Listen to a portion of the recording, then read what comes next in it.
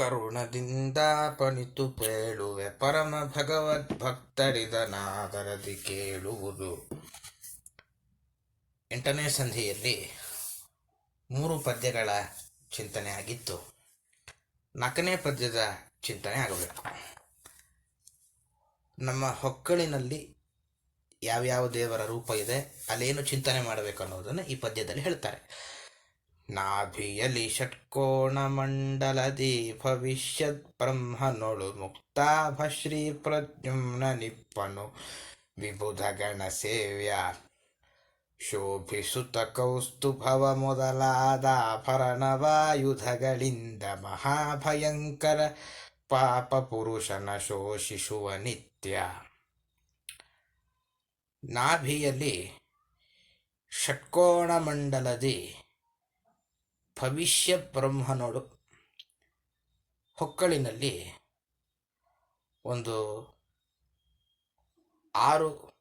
ಒಂದು ವಾಯುಮಂಡಲ ಇದೆ. ವಾಯುಮಂಡಲ ಅಂದರೆ ವಾಯುದೇವರು ವಾಯು ಸಂಚಾರ ಮಾಡೋ ಒಂದು ಜಾಗ ಇದೆ. 6 ಮೂಲೆಗಳು.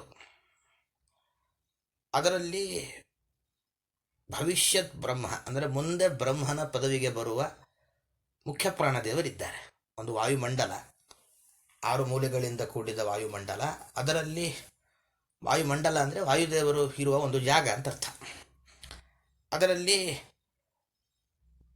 ವಾಯುದೇವರಿದ್ದಾರೆ. ಅಲ್ಲಿ ಮುಕ್ತಾಭ ವಿಬುಧಗಣ ಸೇವ್ಯ ಕೌಸ್ತುಭ ಮೊದಲಾದ ಆಭರಣ ಆಯುಧಗಳಿಂದ ಶೋಭಿಸುತ್ತಾ ಪ್ರದ್ಯುಮ್ನನು ಇಪ್ಪನು. ಆ ವಾಯುದೇವರಲ್ಲಿ ಪ್ರದ್ಯುಮ್ನ ಇದ್ದಾನಂತೆ. ಹೇಗಿದ್ದಾನೆ ಪ್ರದ್ಯುಮ್ನ? ಮುತ್ತಿನಂತೆ ಹೊಳಿತಾ ಇದ್ದಾನೆ. ಮುತ್ತು ಹೇಗೆ ಬೆಳ್ಳಗಿರುತ್ತೋ ಹಾಗೆ ಫಳ ಫಳ ಹೊಳಿತಾ ಇದ್ದಾನೆ. ಅದರಂತೆ ಎಲ್ಲ ದೇವತೆಗಳು ಅವನ ಸೇವೆ ಮಾಡ್ತಾ ಇದ್ದಾರೆ. ಚಾಮರ ಹಾಕೋರೊಬ್ಬರು. ಸಾಮಾನ್ಯ ಹಿಂದಿನ ಕಾಲದಲ್ಲಿ ರಾಜರಿಗೆಲ್ಲ ಶ್ವೇತಛತ್ರ ಹಿಡಿಯುವ ಕ್ರಮ ಇರ್ತಿತ್ತು. ಶ್ವೇತಛತ್ರ ಅಂದರೆ ಬಿಳಿ ಕೊಡೆ, ಕನ್ನಡದಲ್ಲಿ ಕೊಡೆ ಬಿಳಿ ಬಣ್ಣದ್ದು, ಅದು ಹಿಡಿತಾ ಇದ್ರು. ಈಗೆಲ್ಲ ಸನ್ಯಾಸಿಗಳಿಗೆ ಕೆಲವು ಕಡೆ ಹಿಡಿಯುವ ಪದ್ಧತಿ ಬಂದಿದೆ.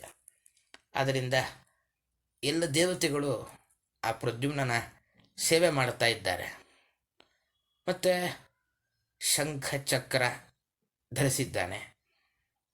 ಅನೇಕ ಆಭರಣ, ಕೌಸ್ತುಭ ಮಣಿ ಮುಂತಾದ ಅನೇಕ ಮಣಿಗಳಿಂದ ಕೂಡಿದ ಆಭರಣ, ಕೌಸ್ತುಭ ಮುಂತಾದ ಆಭರಣ, ಕೌಸ್ತುಭ ಅಂತ ಒಂದು ಆಭರಣದ ಹೆಸರು.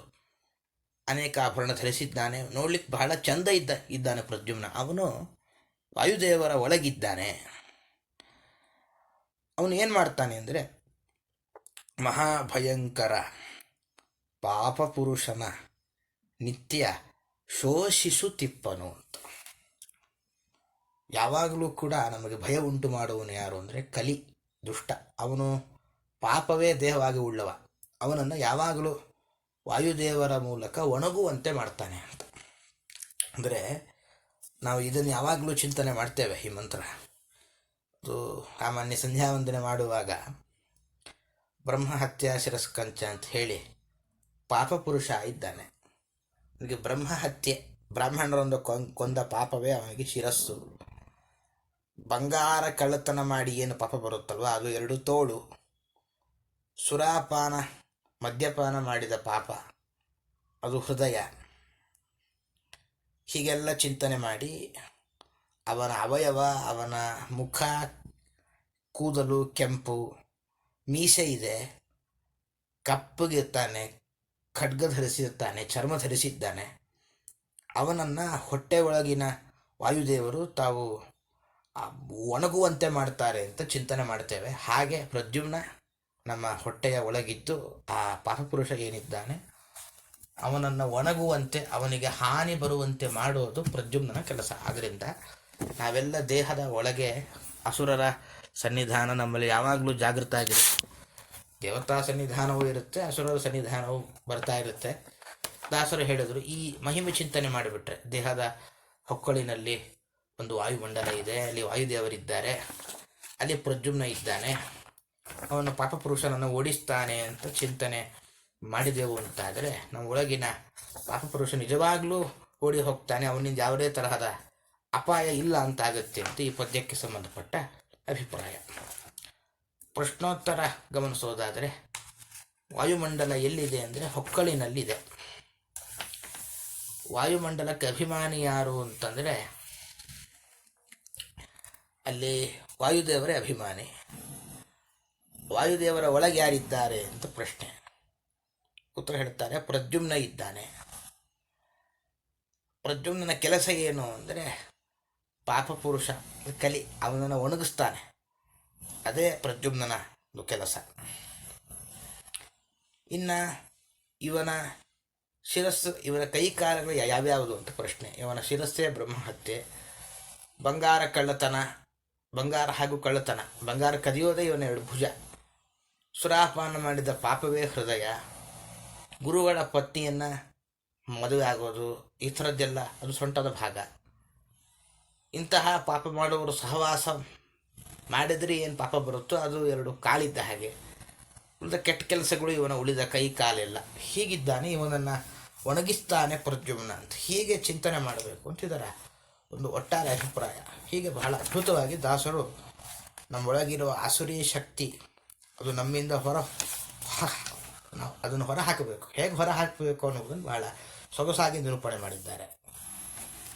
ಮುಂದಿನ ಪದ್ಯದಲ್ಲಿ ಹೊಟ್ಟೆಯ ಚಿಂತನೆ ಬರ್ತಾರೆ. ದ್ವಾದಶಾರ್ಕರ ಮಂಡಲವು ಮಧ್ಯೋದರದೊಳು ಸುಷುಮ್ನದೊಳಗಿ 5 ರೂಪಾತ್ಮಕನು 60 ಈ ದಿವಾರಾತ್ರಿಗಳ ಮಾನಿಗಳಾದ ದಿವಿಜರ ಸಂತೈಸುತ್ತ ನಿಷಾದ ರೂಪಕ ದೈತ್ಯರನು ಸಂಹರಿಪ ನಿತ್ಯದಲ್ಲಿ. ದ್ವಾದಶಾರ್ಕರ ಮಂಡಲವು ಮಧ್ಯೋದರದೊಳು ಸುಷುಮ್ನದೊಳಗೆ ಉಂಟು ಅಂತ ಹೇಳ್ತಾರೆ. ಏನಿದು ದ್ವಾದಶಾರ್ಕರ ಮಂಡಲ ಅಂದರೆ 12 ಕಡೆ ಜಾಗ ಇರುವ ಮೂಲೆ ಇರುವಂತಹ ಸೂರ್ಯಮಂಡಲ. ನಾವು ನೋಡ್ತೇವೆ ಸೂರ್ಯಮಂಡಲ ಅಂದರೆ ಹೊರಗೆ ಕಾಣುವಂತಹ ಸೂರ್ಯಮಂಡಲ ಏನುಂಟು ಹಾಗೆ ಒಳಗೊಂದು ಸೂರ್ಯಮಂಡಲ ಇದೆಯಂತೆ. ಅದು ಎಲ್ಲಿದೆ ಅಂತ ಪ್ರಶ್ನೆ. ಅದು ಮಧ್ಯ ಹೊಟ್ಟೆ ಅಂದರೆ ಹೊಕ್ಕಳು ಹೃದಯದ ಮಧ್ಯದಲ್ಲಿರುವ ಹೊಟ್ಟೆ ಭಾಗದಲ್ಲಿ ಒಂದು ಸುಷುಮ್ನಾ ನಾಡಿ ಇದೆ. ಆ ಸುಷುಮ್ನಾ ನಾಡಿಯಲ್ಲಿ ಈ ಸೂರ್ಯಮಂಡಲ ಉಂಟು. ಆ ಸೂರ್ಯಮಂಡಲದಲ್ಲಿ ಯಾರಿರ್ತಾರೆ ಅಂದರೆ 5 ರೂಪಾತ್ಮಕನು 60 ಅಲ್ಲಿ ಪರಮಾತ್ಮ ಇದ್ದಾನೆ. ಯಾರು? ಅನಿರುದ್ಧ, ಪ್ರದ್ಯುಮ್ನ, ಸಂಕರ್ಷಣ, ವಾಸುದೇವ, ನಾರಾಯಣ ಅಂಥೇಳಿ ಒಂದು 5 ಪರಮಾತ್ಮನ ರೂಪ ಆ ಸೂರ್ಯಮಂಡಲದ ಒಳಗಿದೆ.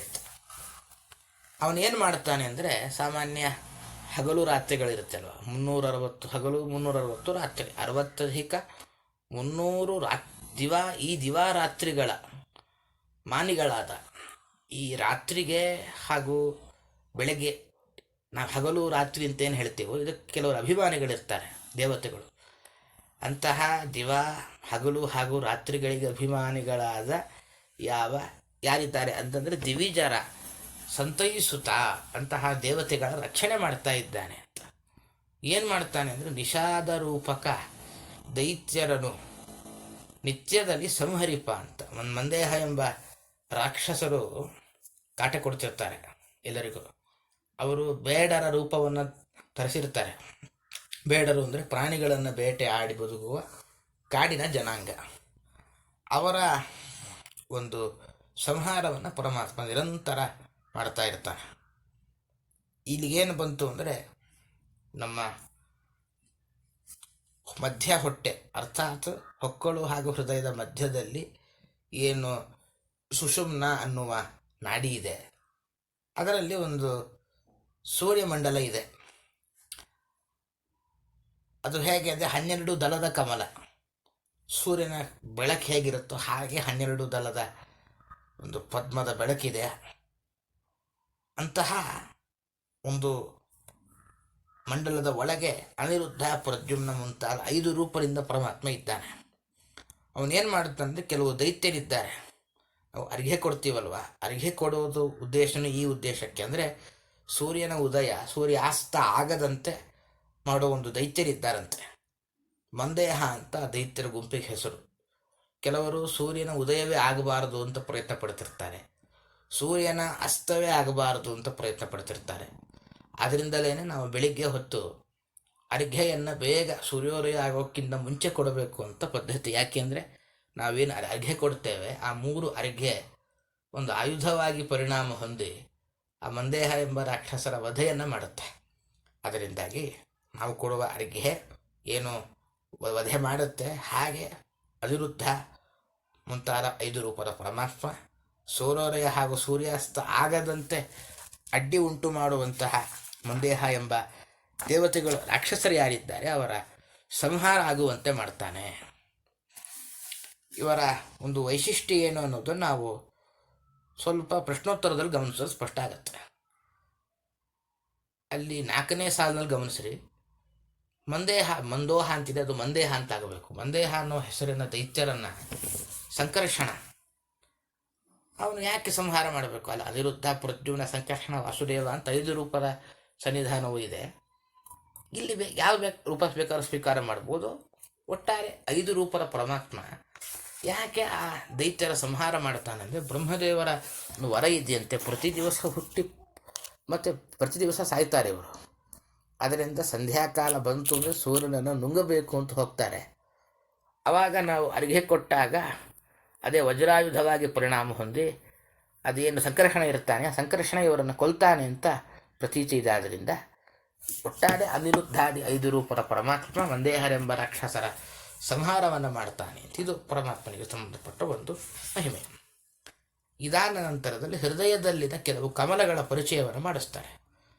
ಹೃದಯದೊಳಗಿಹ ಅಷ್ಟದಳ ಕಮಲದೊರೊಳಗೆ, ಹೃದಯದೊಳಗಿಹ ಅಷ್ಟದಳ ಕಮಲದರೊಳಗೆ ಪ್ರಾದೇಶ ನಾಮಕ ಉದಿತ ಭಾಸ್ಕರನಂತೆ ತೋರ್ಪನು ಬಿಂಬನೆಂದೆನಿಸಿ ಪದುಮ ಚಕ್ರ ಸುಶಂಕ ಸುಗದಾಂಗದ ಕಟಕ ಮುಕುಟಾಂಗುಲೀಯಕ ಪದಕ ಕೌಸ್ತುಭಹಾರ ಗೈವೇಯಾದಿಭೂಷಿತನು.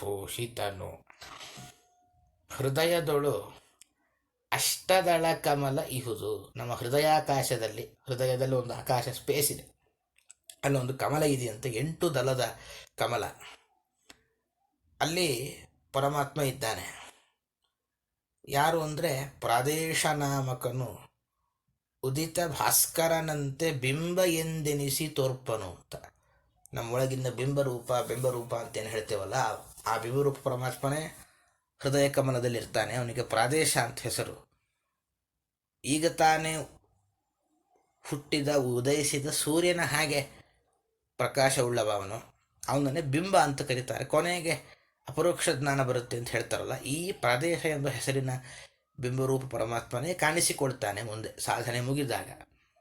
ಹೇಗಿದ್ದಾನವನು ಅಂದರೆ ಪದುಮ ಚಕ್ರ ಸುಶಂಖ ಸುಗದ ಕಟಕ ಅಂಗದ ಮುಕುಟ ಅಂಗುಳೀಯಕ ಕೌಸ್ತುಭ ಹಾರ ಪದಕ ಕೈವೇಯಾದಿ ಭೂಷಿತನು ಅಂತ ಪರಮಾತ್ಮನ ರೂಪದ ವರ್ಣನೆ ಬಹಳ ಡೀಟೇಲ್ ಆಗಿ ಮಾಡ್ತಾ ಇದ್ದಾರೆ.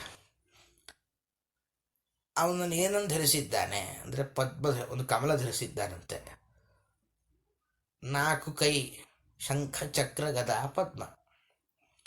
ಒಂದು ಕೈಯಲ್ಲಿ ಚಕ್ರ, ಇನ್ನೊಂದು ಕೈಯಲ್ಲಿ ಶಂಖ, ಪಾಂಚಜನ್ಯ ಅಂತ ದೇವರ ಶಂಕರ ಹೆಸರು. ಚಕ್ರ, ಕಮಲ ಧರಿಸಿದ್ದಾನೆ, ಗದ ಎಂಬ ಆಯುಧ ಧರಿಸಿದ್ದಾನೆ. ಹೀಗೆ 4 ಕೈಗಳಲ್ಲೂ ಆಯುಧ ಧರಿಸಿದ್ದಾನೆ. ಇದು ಒಂದು. ಇದಾದ ಮೇಲೆ ಅವನಿಗೆ ಶೋಭೆ ಹೇಗೆ ಬಂತು? ಒಳ್ಳೆ ಪ್ರಕಾಶಮಾನವಾಗಿದ್ದಾನೆ ಅಂತ ಲೆಕ್ಕ. ಅವನಿಗೆ ಶೋಭೆ ಹೇಗೆ ಬಂದಿದೆ ಅಂದರೆ, ಅವನು ಕೈಯಲ್ಲಿ ಖಡ್ಗ ಹಾಕ್ಕೊಂಡಿದ್ದಾನೆ. ತೋಳುಗಳಿಗೊಂದು ಆಭರಣ, ಅದನ್ನು ತೋಳುಬಂದಿ ಅಂತ ಕರೀತಾರೆ. ಕೆಲವರು ತೋಳುಗಳಿಗೆ ಒಂದು ಖಡ್ಗದ ಹಾಗೆ ಒಂದನ್ನು ಧರಿಸಿರ್ತಾರಲ್ಲ, ಅದನ್ನು ತೋಳುಬಂದಿ ಅಂತ ಕರೀತಾರೆ. ಒಳ್ಳೆ ಕಿರೀಟ ಇದೆ, ಉಂಗುರ, ಕೌಸ್ತುಭ ಅಂತ ಒಂದು ರತ್ನ, ಅದರಿಂದ ಕೂಡಿದ ಹಾರ ಅದು ಧರಿಸಿದ್ದಾನೆ. ಕಂಠಕ್ಕೆಲ್ಲ ಆಭರಣ ಹಾಕಿಕೊಂಡಿದ್ದಾನೆ. ಇವೆಲ್ಲ ಇರೋದ್ರಿಂದ ಒಳ್ಳೆಯ ಅಲಂಕಾರ ದೇವರಿಗುಂಟು. ಹೀಗೆ ದೇವರು ಆ ಒಂದು ಪ್ರದೇಶದಲ್ಲಿದ್ದು ಎಲ್ಲ ಜೀವರ ರಕ್ಷಣೆ ಮಾಡ್ತಾನೆ. ನಮ್ಮ ಇಡೀ ಜೀವನ ನಾವು ದೇವರನ್ನು ಸ್ಮರಣೆ ಮಾಡೋದು, ಕಷ್ಟಪಡೋದು ಯಾಕೆ ಅಂತಂದರೆ, ಈ ದೇವರ ರೂಪ ಕಾಣುವುದಕ್ಕೋಸ್ಕರವೇ ನಾವೆಲ್ಲ ಹೋರಾಡ್ತೇವೆ. ಪ್ರಾದೇಶ ಎಂಬ ಹೆಸರಿನ ದೇವರ ರೂಪ ಕಾಣೋದೇ ಪ್ರತಿ ಜೀವರ ಸಾಧನೆಯ ದೊಡ್ಡ ಉದ್ದೇಶ ಆಗಿರುತ್ತೆ. ಹೀಗೆ ಪರಮಾತ್ಮ ಹೃದಯದ ಒಳಗಿನ ಕಮಲದಲ್ಲಿ ಪರದೇಶ ಎಂಬ ಹೆಸರಿನಿಂದ ಇದ್ದಾನೆ ಅಂತ ಇದು ಈ ಪದ್ಯಕ್ಕೆ ಸಂಬಂಧಪಟ್ಟ ಅಭಿಪ್ರಾಯ. ಅದರಿಂದ ನಾವೇನು ನಿದ್ದೆ ಅಂತ ಹೇಳ್ತೇವೆ, ನಿದ್ದೆಯಲ್ಲಿ ಸುಖ ಜಾಸ್ತಿ. ಯಾಕೆ ನಿದ್ದೆಯಲ್ಲಿ ಸುಖ ಜಾಸ್ತಿ ಅಂದರೆ ಈ ಬಿಂಬನ ಒಳಗೆ ಜೀವ ಸೇರಿರ್ತಾನೆ, ಬಿಂಬನ ಹತ್ತಿರ ಇರ್ತಾನೆ. ಅದರಿಂದ ದೇವರ ಹತ್ತಿರ ಇದ್ದಾಗ ಸುಖ ಜಾಸ್ತಿ. ಇದನ್ನೇ ನಿದ್ದೆ ಅಂತ ಹೇಳ್ತೇವೆ. ಇದು ದೇವರ ಅದ್ಭುತವಾದ ವ್ಯಾಪಾರ. ಇದಕ್ಕೆ ಸಂಬಂಧಪಟ್ಟ ಪ್ರಶ್ನೋತ್ತರ. ಹೃದಯದಲ್ಲಿ ಕಮಲ ಎಷ್ಟು ದಳಗಳದ್ದು ಅಂದರೆ 8 ದಳದ ಕಮಲ ಉಂಟು ಹೃದಯದಲ್ಲಿ. ಅಲ್ಲಿ ಬಿಂಬ ಯಾರು? ಪ್ರಾದೇಶ ಅಂತ ಅದರ ಹೆಸರು. ಅವನು ಕಾಣುವಾಗ ಹೇಗೆ ಕಾಣುತ್ತಾನೆ ಅಂದರೆ ಎಲ್ಲ ಆಭರಣಗಳಿಂದ ಅಲಂಕೃತನಾಗಿ ಪರಮಾತ್ಮ ತಾನು ಕಾಣುತ್ತಾನೆ ಅಂತ ಹೇಳ್ತಾ ಇಂದಿನ ಚಿಂತನೆಯನ್ನು ಪರಮಾತ್ಮನ ಪಾದಕರ್ಪಣೆ ಮಾಡೋಣ. ಶ್ರೀಕೃಷ್ಣಾರ್ಪಣಮಸ್ತು, ಮಧ್ವೇಶಾರ್ಪಣಮಸ್ತು. ಹರಯೇ ನಮಃ.